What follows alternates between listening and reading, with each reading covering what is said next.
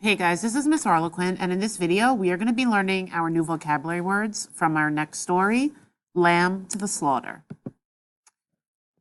All right, so the first thing we're going to do is we're going to take our vocabulary sheet, and without looking at the definitions, we are going to rate our prior knowledge of each of the words. So remember, we're using a 4-point scale.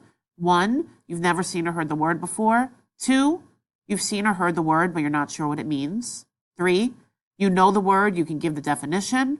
4, you're an expert on this word. You know it, you know the definition, you know the whole word family. You already use this word in your writing, in your spoken language. You could teach this word to somebody else.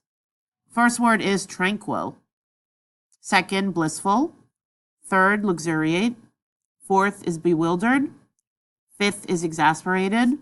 And the sixth word is console.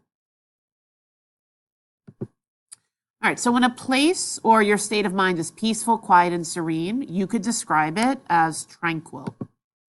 Like a pond that has no ripples, tranquil means calm and placid. There's no bumps, there's nothing disturbing you. It's a pleasant state of mind with nothing that agitates or causes anxiety. That can be considered tranquil. So you can describe your mood as tranquil, your state of mind as tranquil, or a place that is very calm and relaxing can be described as tranquil. So again, tranquil is an adjective. It describes anything that is quiet and peaceful. The meadow was such a tranquil sight, far away from the busy noise of the city. All right, our next word is blissful. If you are blissful, you're happy and at peace. You can never have too many blissful moments in life. Because again, feeling blissful is a really lucky experience. It's when you feel total contentment, total satisfaction, major happiness, and a zen-like peace. So going to a spa, getting a massage, getting a manicure and a pedicure, those would be considered totally blissful by most people. A perfectly gooey piece of chocolate cake could be pretty blissful, right? Really enjoyable, content as you're eating it. Blissful, adjective, describe anything that makes you feel extremely or completely happy. It is full of bliss when you're blissful, full or causing bliss or happiness. At first, their time together was blissful, then the fighting began. All right, our next word is to luxuriate. When you luxuriate, you are enjoying yourself extravagantly or to an extreme degree. Now, luxury, which is part of the word family of luxuriate, a luxury is a noun. When you call something a luxury or name it a luxury, it's something that's expensive and unnecessary, like eating at a fancy restaurant or owning a car that costs $1 million. To luxuriate, which is an action, is to enjoy yourself in a similar way. It's not necessarily by spending a lot, but it's by enjoying something to the fullest, kind of like YOLO. You only live once, so I'm really going to luxuriate in all of the experiences that I enjoy. Lying in the sun for hours would be considered luxuriating. Reading in the bookstore for hours is also an example of somebody luxuriating. So again, when you luxuriate, you're enjoying something that is appealingly rich or relaxing. He spent the morning luxuriating in bed, getting no work done. Remember, luxuriating is a verb, so it is an action that you are doing. You are luxuriating in something.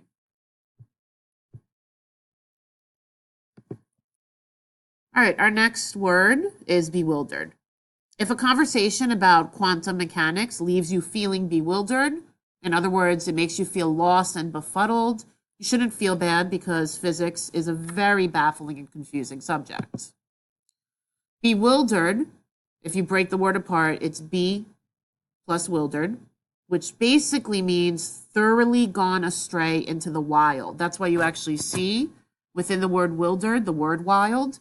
That's pretty much what happens to our minds when we don't understand something. We feel like we're lost in the wild, especially if you don't even come close to understanding it. If you're bewildered, you are confused on a whole new level. So if you think about the spectrum of a word, even though confusion and bewildered have similar meanings, confusion or being confused is a little less extreme than being bewildered, right? Confused, you might understand a little bit of something, but when you're bewildered, again, it's a whole new level. So you might even find your confusion confusing when you're bewildered. So again, bewildered is an adjective, but it can also be used as a verb. You could, as an action, be bewildering somebody. The conversation can be bewildering. If you are bewildered, you are someone who is very confused. He had a bewildered look on his face, right? His expression was confused as he tried to figure out what was going on. All right, our next word is exasperated. So being exasperated is when you're really frustrated. So it would be understandable if you're standing in the supermarket's express lane where you're only allowed to have 10 items and everyone in front of you has way more than that. That can be exasperating. You could feel exasperated. So again, exasperated is an adjective. You can talk about something being exasperating. And you can also exasperate somebody. So it can become a verb, an action. I exasperated my mom when I refused to do my homework after she asked me 10 times. The airport delays left us feeling tired and exasperated, right? So in this adjective form, it's a feeling. And when you use it as a verb, it is an action. You're causing somebody else to feel exasperated. All right, our next word. It is console. So you might avoid babysitting a very young sibling or baby because you're worried that if they start to cry, you won't be able to console them or make them feel better. And that's basically what consoling is. When you're consoling somebody, you are making them feel better. You can make people feel better in different ways. You can usually maybe try to console someone by providing encouragement, offering them solace, a shoulder to cry on, patting them, giving them a hug. But there's also other ways, like sometimes when you're suffering from a bad breakup, people like to console themselves with tubs of ice cream, which is a very delicious way to console yourself. So console is a verb. The noun version is consolation. You offer somebody consolation. Or as an action, when you console them, you're trying to make them feel less sad, less disappointed. You're comforting them.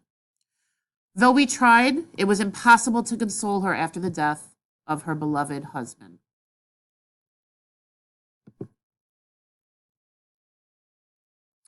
All right, so we are now ready to take our new vocabulary words and write our own example sentences. Remember that you are writing at least one sentence per word.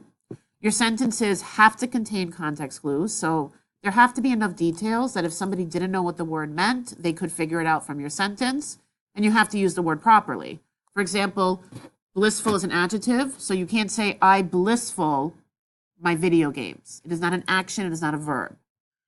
You also, again, will get extra credit if you write 2 sentences per word, 2 separate sentences. Each sentence has to be using the word. And you will get Class Dojo points for using other vocabulary words in your sentences. Good luck, and make sure you bring your vocabulary sheet to class with you tomorrow.